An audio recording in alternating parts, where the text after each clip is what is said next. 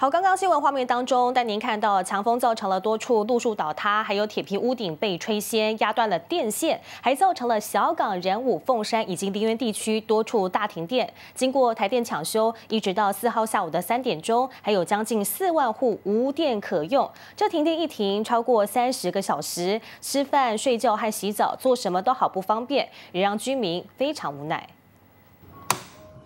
电灯没电，电扇没电，冷气没电，冰箱打开，通通都没电，就连吃个午餐都好困难。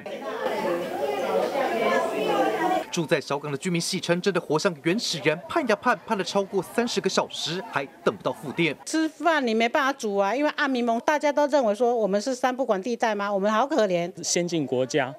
那连续停电超过25个小时，你们认为这样是正常的吗？最日常的吃饭、睡觉、洗澡，一夕之间变得好奢侈，但迟迟等不到电，让居民爆气，就想问电到底什么时候才要来？我们变成孤岛了，3天没洗澡、没水又没电，厝内底规个乌天地暗啦，便所也无可能入去便所啦。